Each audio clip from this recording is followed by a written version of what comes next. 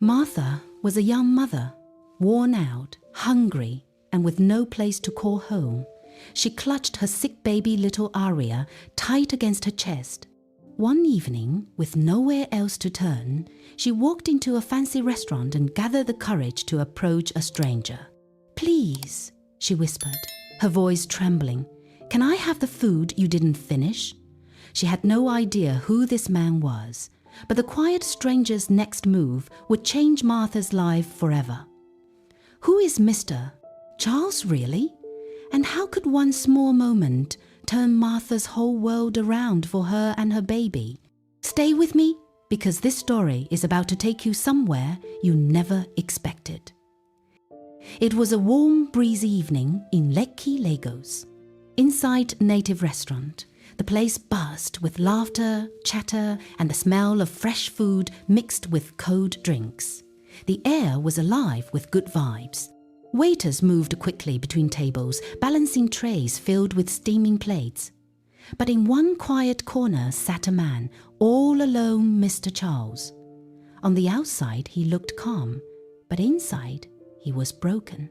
Charles was a middle-aged billionaire in real estate, filthy rich, powerful, yet weighed down with sadness.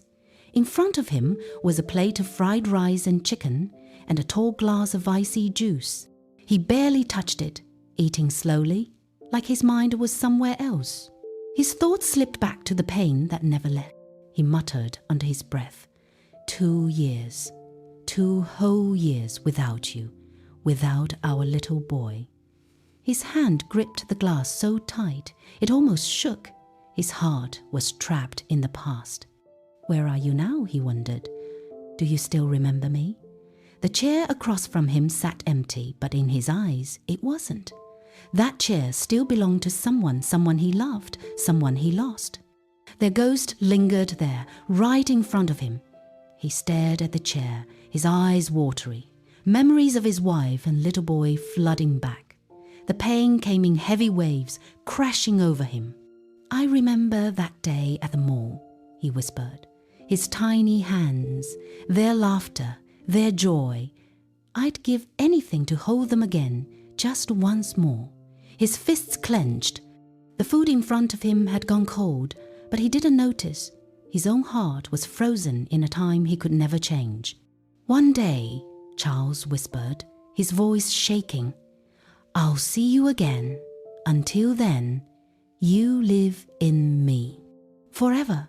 Charles was about to lift his glass for a sip when a soft voice broke through his thoughts. "Excuse me, sir," it said gently. "Can I please have your leftovers? It's for my baby." Charles froze. Slowly he looked up. Standing before him was a young woman in a worn-out dress, clutching a baby girl wrapped in a faded cloth. The baby's big, tired eyes fixed on the plate of rice in front of him. Hungry, desperate, almost pleading. The whole restaurant went silent. Conversation stopped. Laughter died down. Forks hung in midair. People turned to stare, whispering in confusion and curiosity. Charles's chest tightened, his heartbeat quickening. His hand clenched around the glass. Who is she? Why is she begging? What kind of life has she been living?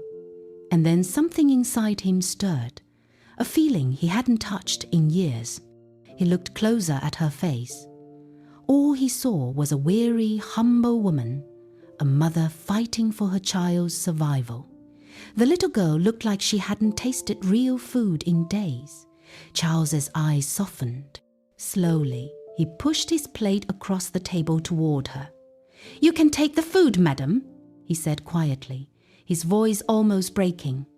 The woman's lips trembled. Thank you so much," she whispered.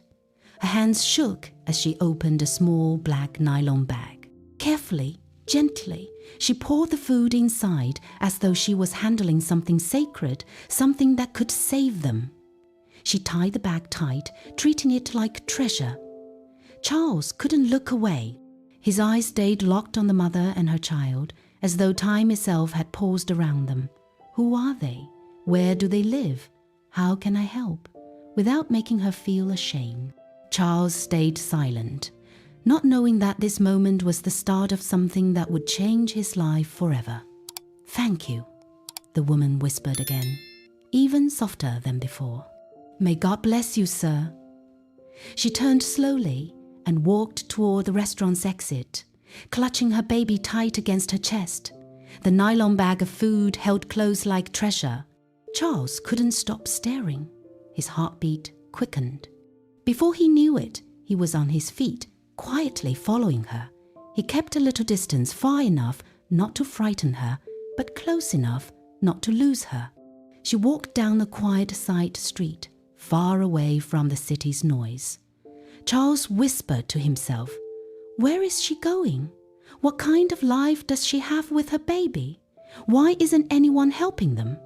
He turned a corner, slipping into a narrow hidden path. He stayed in the shadows, moving silently. His chest felt heavy, tight with dread. He didn't know what he was about to discover. Then he saw it, and his heart cracked. The woman stopped in front of a crumbling building, its walls split with deep cracks, looking like they could collapse any moment. Beside it stood an old, abandoned coaster bus. Its windows were shattered, the seats stripped away, rust eating through the frame. And yet, that bus was their home. That was where she tried to keep her baby safe from the rain, from the cold nights, from the world that had forgotten them. Charles whispered, barely believing his own eyes, "Is this really where they live? Inside this bus?" In a place like this, Charles stayed hidden in the shadows, watching quietly. His mind spun with questions. Should I go to them? Will it make things worse? How do I help without scaring her or making her feel small? He didn't want to appear suddenly. He didn't want her to think he had bad intentions. He just needed the right way, the gentle way to reach her without causing fear. So he waited. And then he made a choice. Every morning, before Martha and her baby Aria even opened their eyes, something soft and mysterious happened. A small package would appear by the door of the rusty bus. Inside were baby items formula, diapers, food, warm blankets. When Martha found the packages, she would cry. Tears of relief, tears of gratitude. She didn't know who was helping her, but her heart whispered, "Thank you," over and over. Then, one morning, something new appeared inside the package. A small piece of paper. On it was a phone number and just one simple line, "Call me if you ever need help." Martha pressed the note against her chest, like it was treasure. She had no idea who left it, but for the first time in a long while, she felt hope. Later that day, she walked down the street, carrying baby Aria in her arms. Her voice was soft, almost shy, as she stopped strangers. "Please, I just need to make a call. I don't have a phone. Can I use yours for just 1 minute?" A kind woman smiled warmly and nodded. "Of course, you can use mine." Martha quickly dialed the number from the note. The phone rang and rang, but no one answered. She tried again. Still nothing. Her shoulders dropped. A quiet sigh escaped. Her heart sank as she handed the phone back. "Thank you," she said softly.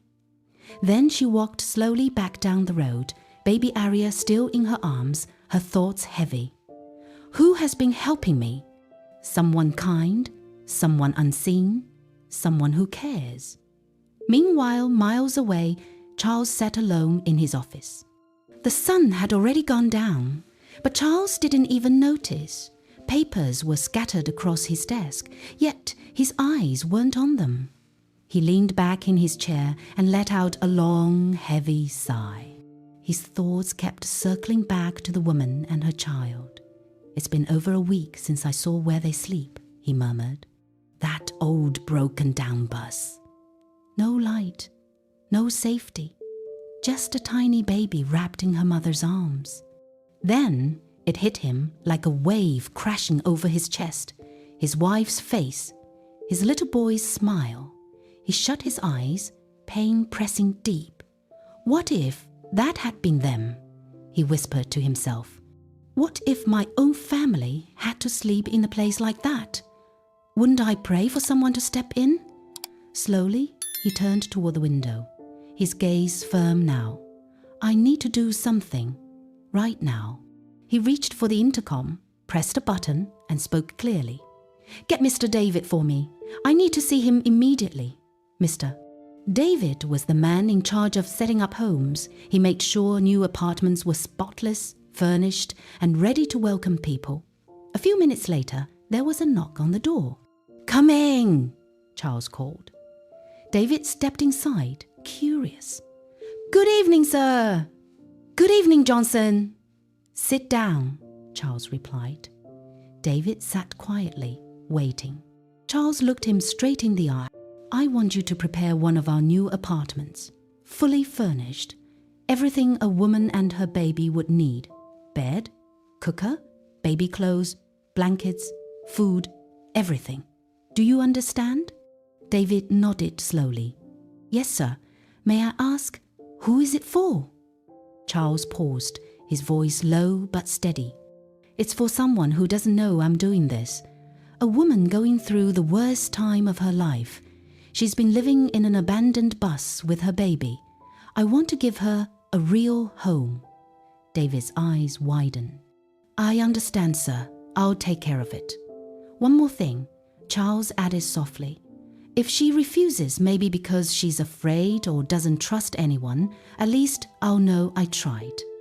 David stood firmly. I'll handle everything, sir. You can count on me. Charles gave a small nod, then turned back to the window. His heart still carried the weight of grief, but this time it also carried purpose. That night, heavy rain washed over Lekki. Inside the abandoned bus, Martha tried to keep little Aria warm, but the baby whimpered weakly, her body burning with fever. Martha pressed her hand against Aria's forehead. It was scorching hot. Panic filled her chest. Without thinking twice, she wrapped Aria in a cloth, tied her tightly to her chest, and ran out into the cold, stormy night. Only one thought pounded in her mind: get to the hospital. By the time she reached street, Tom General Hospital, she was drenched from head to toe, shivering, her breath short and heavy. She rushed to the front desk, eyes full of fear. Please, she cried, voice breaking. My baby has a high fever. Please help us. The nurse looked at her gently, almost sadly. Do you have any money or a deposit? Martha shook her head, tears mixing with rain on her face. No, I don't. But please, treat her first.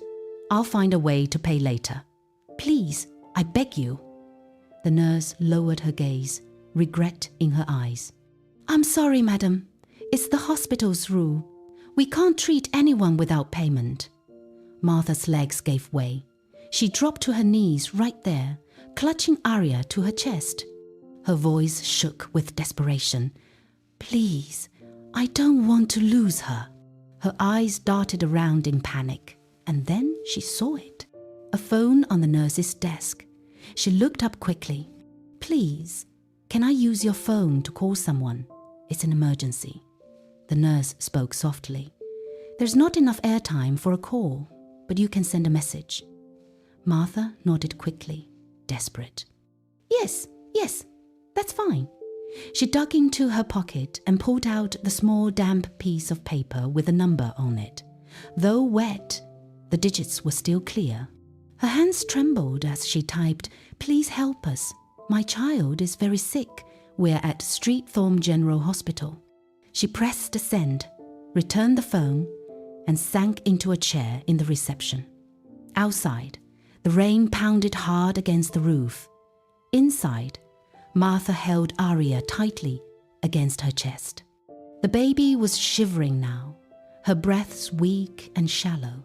Martha kept whispering silent prayers, her lips barely moving, her heart clinging to one fragile hope that the kind stranger would see the message before it was too late. At that very moment, in a quiet corner of Lekki, Charles was lying in bed. He had just switched off the lights, ready to sleep. Rain tapped gently against his window like soft knocks from the night. Then, suddenly, his phone buzzed on the bedside table. He reached for it lazily, then froze when he saw the screen. A message from an unknown number. He opened it slowly. His eyes widened as he read. "Please help us. My child is very sick. We are at Street Home General Hospital." His heart skipped. He sat bolt upright. "It's her," he whispered sharply, the woman from the bus. In an instant, he leapt from his bed. He pulled on his trousers and shirt, snatched his car keys, and rushed out into the storm. Rain lashed against his windshield as he drove fast through the dark, empty streets. Minutes later, Charles stormed into Street Home General Hospital. His eyes swept across the room until they locked onto her Martha, sitting on a bench, cradling her baby. Her eyes glistened with tears. "Madam," he called softly. She looked up, startled. Their eyes met. Charles walked straight to her, his gaze dropping to Aria, who was breathing fast, her tiny chest rising and falling weakly in her mother's arms. He spun toward the nurses, his voice strong and commanding. "Get a doctor now! This baby needs help! Don't waste another second!" The nurses snapped into action. Moments later, a doctor appeared, gently lifting Aria from Martha's trembling arms.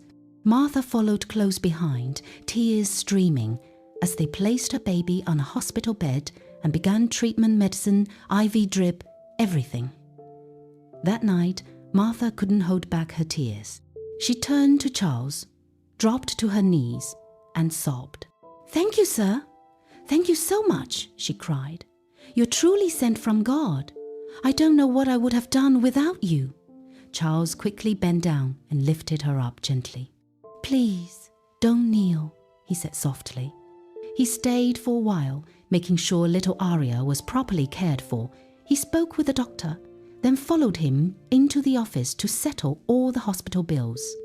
When everything was done, Charles came back to the ward. Martha was still sitting quietly beside her child, watching over her. He walked closer and asked in a calm voice, "Madam, what's your name?" She looked up at him, her eyes red and swollen from crying. Slowly, she stood and whispered, "My name is Martha, sir." "Thank you. I don't even know who you are, but I will never forget this night. You saved my baby's life." Charles gave a gentle smile. "My name is Charles," he said kindly. "And truly, you don't need to thank me. I just did what any human should do." Fresh tears rolled down Martha's cheeks. "God will bless you, sir. May you never lack any good thing in life." Charles nodded softly. "I'll come back tomorrow morning. Don't worry, your baby will be fine." With that, he turned and walked out, leaving Martha standing there with her heart full of hope. She sat back by Aria's hospital bed, holding her tiny hand. The soft beeping of the machines gave her comfort. Aria's breathing grew calm and steady. Martha smiled through her tears and whispered, "Help has come, my child. Help has finally come." The next morning, Charles woke up early and prepared for the day. Before leaving, he made a quick call. "Good morning. Please pack a hot breakfast for 2. I'll send someone to pick it up." An hour later, the food was delivered to his office. Charles picked it up himself, got into his car, and drove straight to the hospital. When he entered the ward, the first thing he saw was baby Aria sleeping peacefully, a drip still in her tiny hand. Her breathing was calm now. Charles felt a deep wave of relief. But when he looked at Martha, he noticed her tired face. Her eyes were swollen, and it was clear she hadn't slept all night. He stepped forward quietly. "Good morning," he said. Martha looked up, surprised to see him again. "Good morning, sir," she replied softly. "I brought you breakfast," Charles said, handing her the warm bag. Her hands shook slightly as she accepted it. "Thank you so much." "You need strength," Charles told her. "Your baby needs you strong too." She nodded slowly and opened the bag. The rich smell of the food made her close her eyes for a moment. Breathing deeply, it gave her a little peace. Charles stayed with her for a while, then stepped out to see the doctor. A few minutes later, he came back with a small smile. "The doctor says your baby's doing well," he said. "She's responding to the treatment. They'll discharge her today by 5 p.m. Martha's face lit up with joy. "Thank God. Thank you, sir. You've done so much for us." Charles reached into his pocket and placed some money gently beside her. "In case you need anything else," he said kindly. Martha looked at the money, then up at him with tears in her eyes. "Sir, I don't even know what to say anymore," she whispered. "God bless you. Truly, God bless you." Charles gave her a soft smile. "Take care of your baby. I'll check on you again soon." Then he turned and walked away, leaving behind a mother filled with new hope and a child who was finally safe.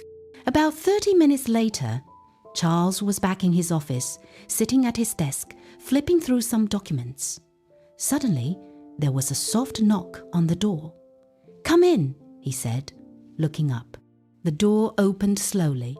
Mr. Johnson, the head of the home staging team, stepped in with a small file in hand. "Good afternoon, sir," he greeted. Charles nodded. "Yes, Johnson. Any update?" Johnson smiled. "Yes, sir. The apartment you asked for is ready.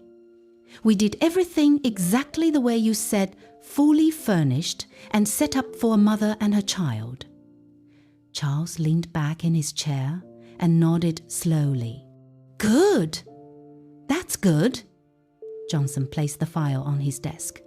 "All the keys and documents are inside, sir." Charles tapped his fingers on the table, quiet for a few seconds. Then he finally said, "Thank you, Johnson. You've done well. I'll take it from here." Johnson smiled again. "All right, sir." Then he turned and walked out. Charles slowly picked up the file, opened it, and looked at the photos inside. The apartment looked clean, cozy, and peaceful, just right. At exactly 5:15 p.m., just as the doctor had said, baby Aria was discharged. Martha carried her carefully in her arms, wrapped in a soft blanket. She looked exhausted, but deeply grateful. As she walked toward the hospital exit, a nurse called from behind. "Excuse me, madam," the nurse said politely. Martha turned around. "Yes?" "There's someone waiting for you at the reception," the nurse said. Martha blinked. "Someone? But I'm not expecting anyone." The nurse gave her a small smile. "I was just asked to give you the message." Martha nodded slowly and walked toward the reception, her heart starting to race. Who could it be, she wondered? If it was Mr. Charles, wouldn't he have come to the room?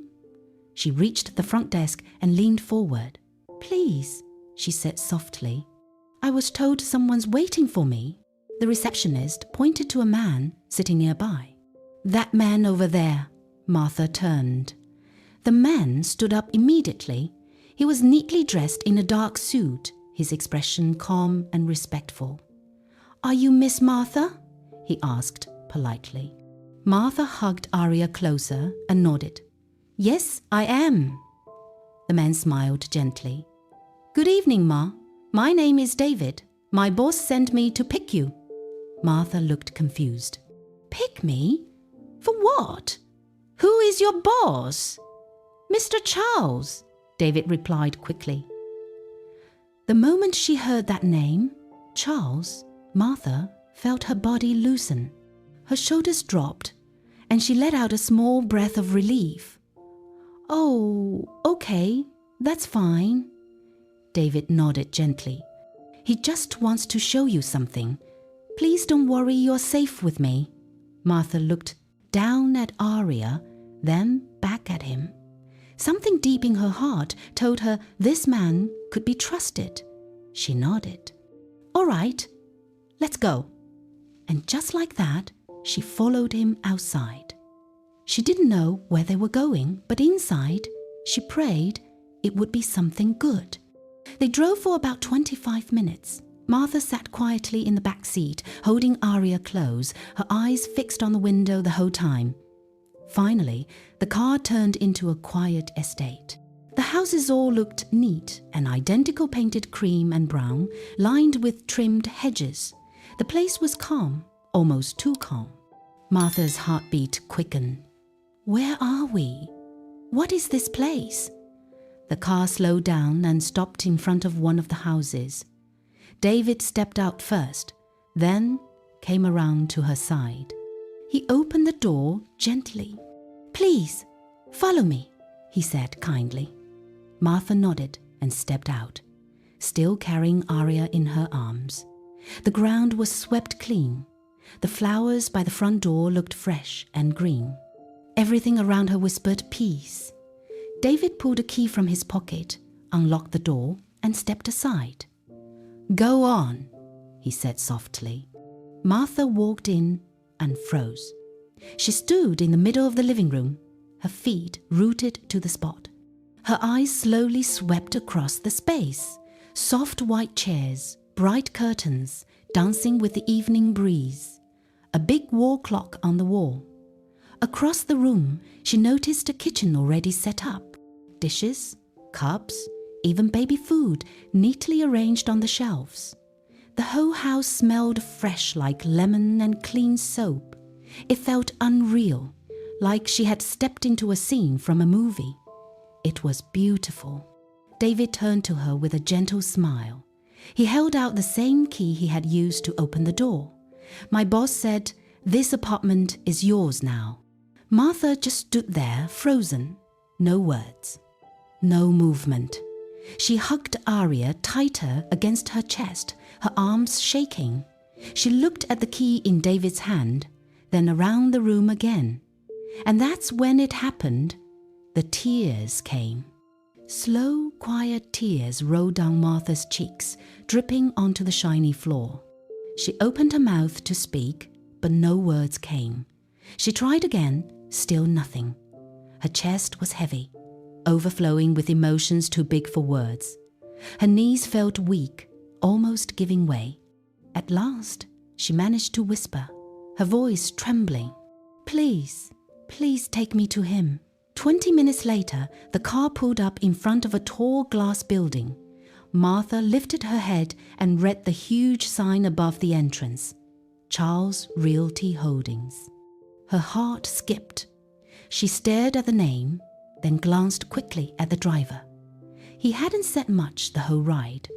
But before he could even step out and open the door, Martha clutched Aria tightly to her chest, pushed the car door open, and ran toward the entrance. The security guards at the gate turned, surprised. They saw a woman running with a baby, but none of them stopped her. She had just come out of their boss's car. If she came in that car, she must be important. Martha pushed open the big glass doors and stepped inside. The office was large and quiet. People sat at their desks, typing on computers.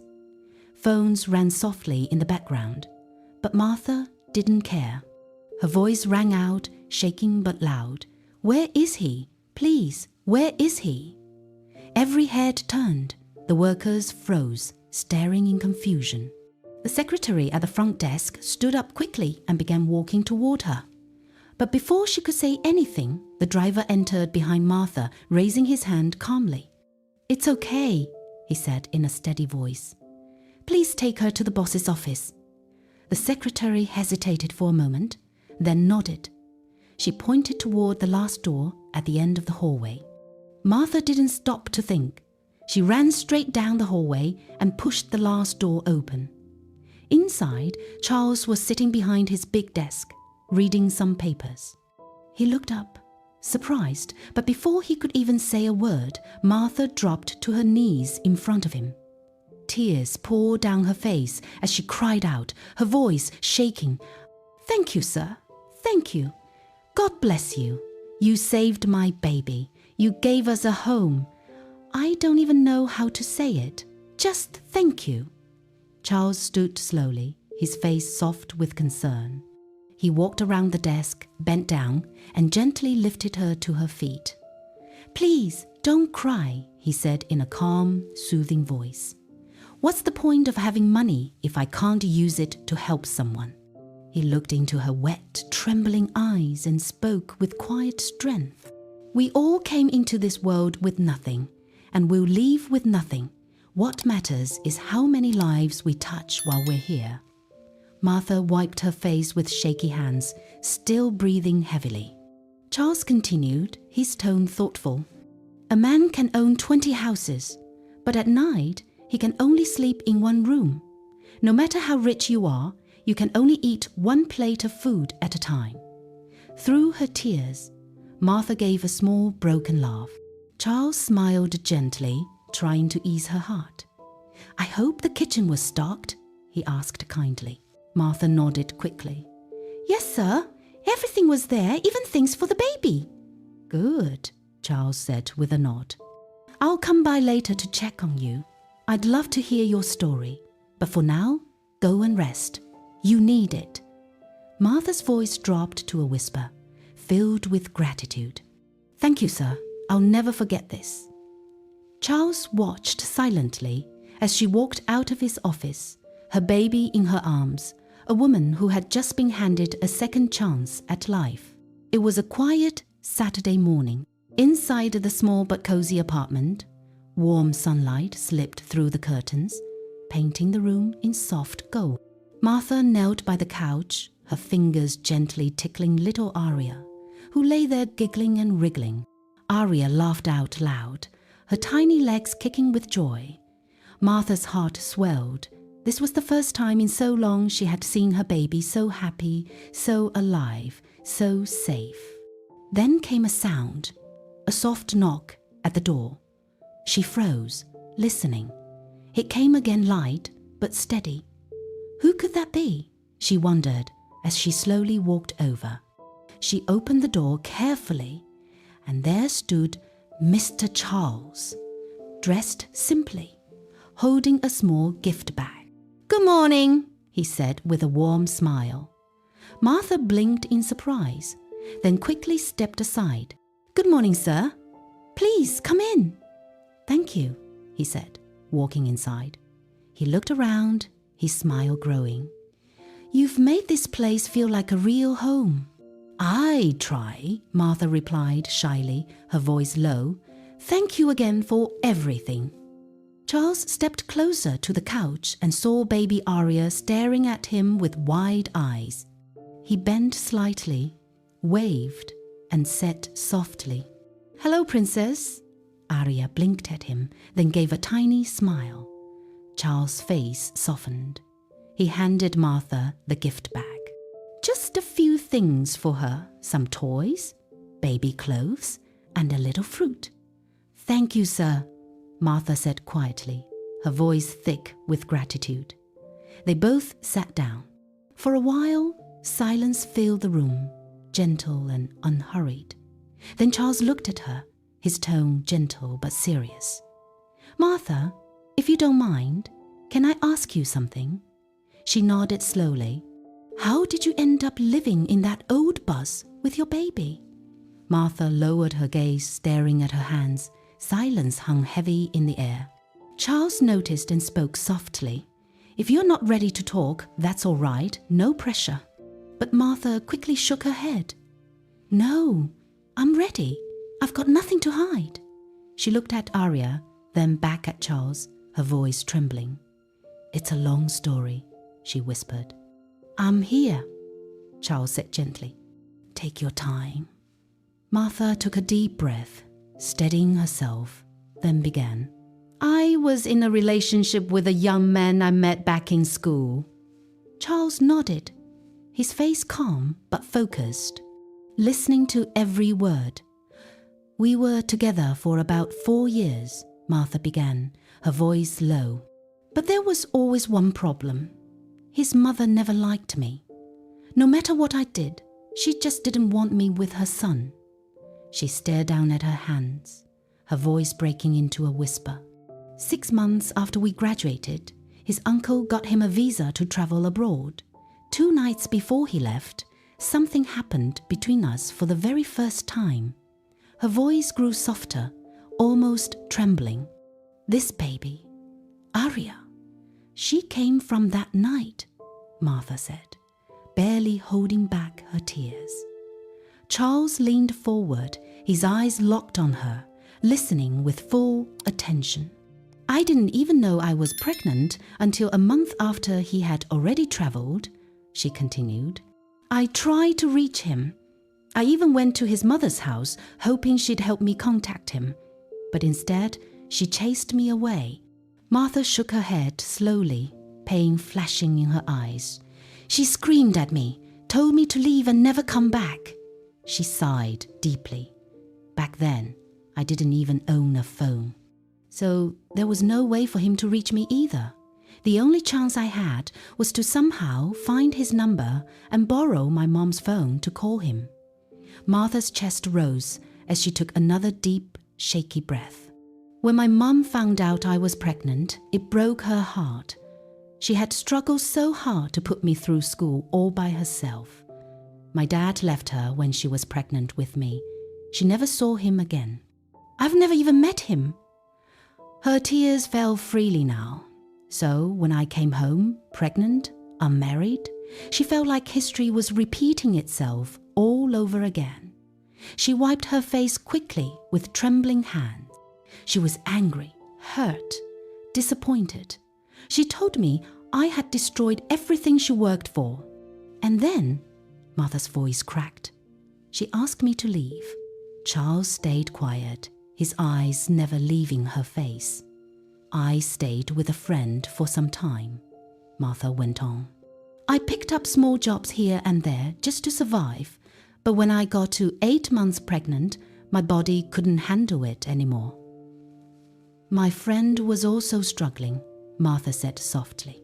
She couldn't pay her rent, so she packed up and left. That's how I ended up living inside that old broken bus. She looked down and gently held Aria's tiny hand. My only plan was to wait until Aria turned 1, then try to find a job. That was the only hope I had left. Charles leaned back slowly in his chair, his face full of concern. I'm so sorry, he said quietly. You've really gone through a lot. He paused, then added with a soft voice. Yes, you made a mistake, but we all do. What matters is that everyone deserves a second chance. Martha nodded, her eyes wet with emotion. From what you said, does that mean you're a graduate? Charles asked gently. Yes, she replied. I studied business administration. Good, Charles said with a smile. Then you won't need to struggle to find a job. Once you're ready, there's a place waiting for you here in my company. Martha gasped, covering her mouth with her hand. Are you serious, sir?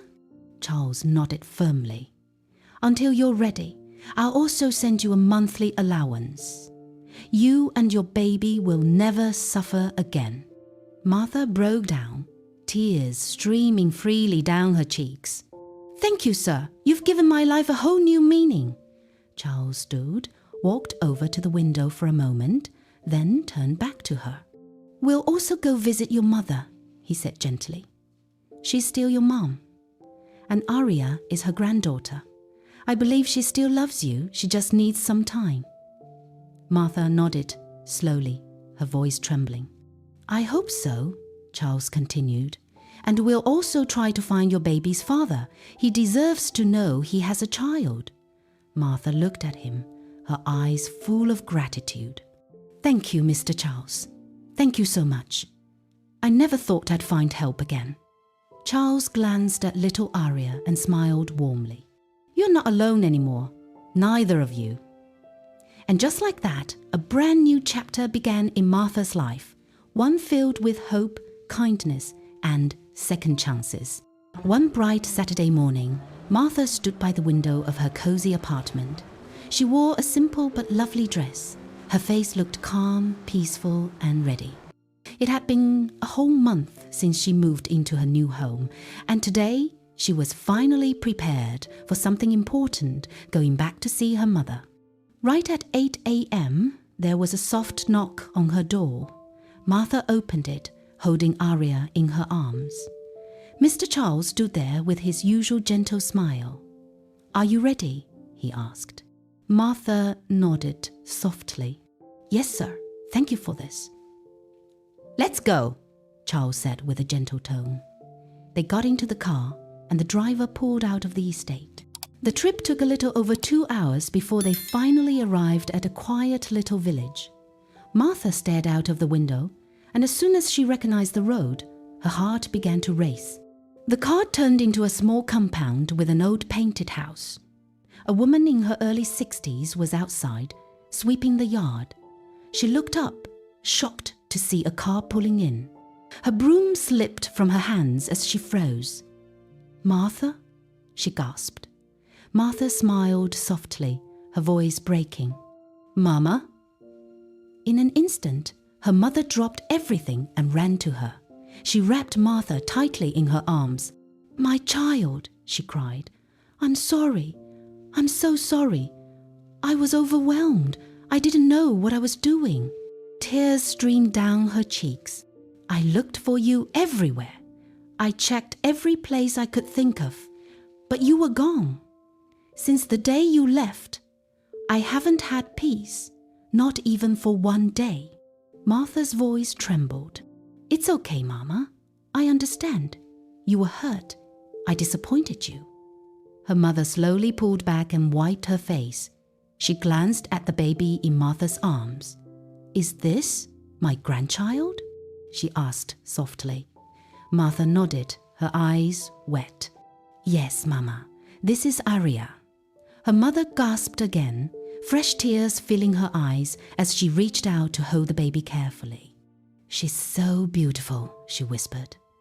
"She looks just like you did when you were a baby." Then she looked toward the car and noticed Charles stepping out. Her face lit up with curiosity. "And who's this fine man you came with?" she asked, smiling playfully through her tears. Charles walked over politely, bowing his head slightly. "Good afternoon, Ma." "Good afternoon, my son." "God bless you," she replied warmly. Martha laughed softly. "Don't worry, Mama. I'll explain everything later." They all sat together in front of the house, talking and laughing for a while. It felt like old wounds were slowly healing. Before leaving, Charles took a short walk with Martha's mother. "Mama," he said gently, "please think about moving to the city. Martha needs you and little Aria too. You can all be together again in a better place." Her mother looked at him with a warm, grateful smile. Her mother smiled warmly at Charles. "Thank you, my son. I will. I just need to put a few things in order. But I'll come. I've missed my daughter too much." Charles nodded. "We'll be waiting." A few months later, life looked completely different. The Martha who was once broken and weary now walked with light in her eyes. She smiled easily. Every morning, she dressed neatly for work, her hair tidy, her face glowing with hope. She worked at Charles' company now, holding a respectable position, with her own small office car. At home, her mother was at peace. Most days, she stayed on the balcony, humming softly while feeding baby Aria, her heart full as she cared for her grandchild. One evening, Martha was in the kitchen, slicing tomatoes. When her phone buzzed, she wiped her hands and picked it up. It was a message from Aria's father. He had finally found out the truth. He had a child back home. His mother, who once rejected Martha, had told him everything after hearing that she had returned. To Martha's surprise, he accepted it. He began sending money every month for Aria. It wasn't much, but it helped. And more than that, it showed that someone else cared too. Martha smiled, placed the phone down, and turned back to her cooking. She glanced over at her mother, who was sitting on the floor, laughing and playing with little Aria. Martha's eyes filled with tears, not of sorrow, but of deep, overwhelming joy. She whispered softly, "Thank you, God. Thank you for giving me a second chance, for bringing Charles into my life, and for saving my baby." Now tell me, what did you learn from this story? I'd love to hear your thoughts. Drop them in the comments. And guess what? Another powerful story is coming in just a few days, so make sure you hit that subscribe button and turn on the notification bell so you'll be the first to see it. If this story touched your heart, please like it and share it with your friends. Thank you so much for watching. God bless you, and I'll see you in the next one.